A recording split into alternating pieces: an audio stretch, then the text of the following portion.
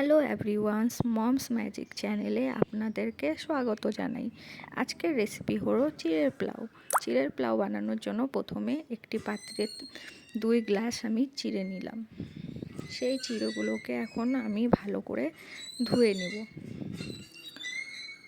চিড়েগুলো ভালো করে ধোয়ার পর জলটাকে ছেঁকে নেব। জলটাকে ছেঁকে তারপর একটা চালনিতে আমি ভালো করে চিড়েগুলোকে ছড়িয়ে রাখলাম। এখন এক টুকরো আদাকে গ্রেট করে নিব।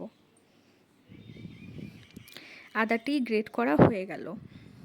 এখন এইভাবেই 3-4টি লঙ্কা আমি গ্রেট করে নিচ্ছি। লঙ্কাগুলোও গ্রেট করা হয়ে গেল। এখন একটি থালাতে দেখো কি সুন্দর করে আমি সাজিয়ে রেখেছি।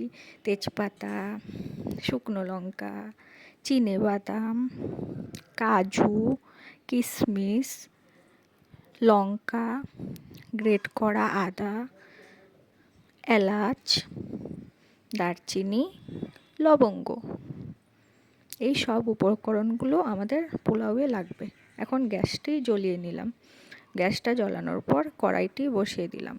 কড়াইটি গরম হয়ে যাওয়ার পর এতে আমি সাদা তেল দিয়ে দিলাম। আপনারা চাইলে ঘিও দিতে পারেন, আমি এখানে সাদা তেল ব্যবহার করছি। সাদা তেলটি গরম হয়ে যাওয়ার পর আমি এতে চীনাবাদাম দিয়ে দিলাম। বাদামগুলো আমি আগে দিলাম, কেন কি এগুলো ভাজা হতে সময় লাগে, তাই আমি আগে বাদামগুলো দিয়ে দিলাম। এখন একে একে তেজপাতা, শুকনো লঙ্কা,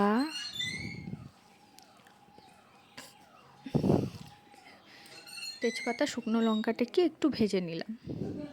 ভেজে নেওয়ার পর এতে এখন দিয়ে দিব আমরা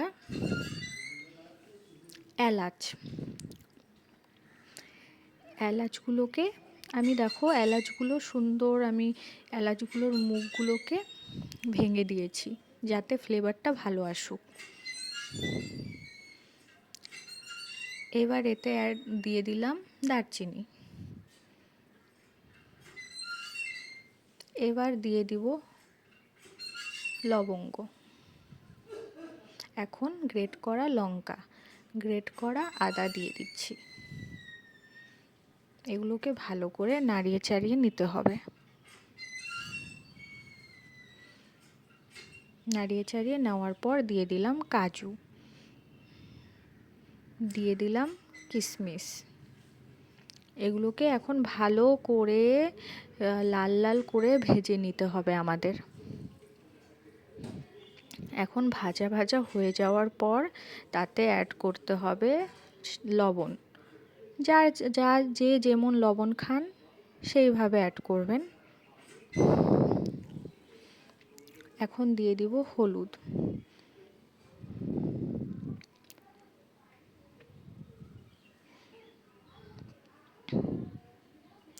এখন নাড়াচাড়া করে তাতে দিয়ে দিলাম চিড়ে। আমাদের মেন আকর্ষণ তো চিড়েই, চিড়েটা তো দিতেই হবে। চিড়ের পোলাও বলে কথা, তাই না?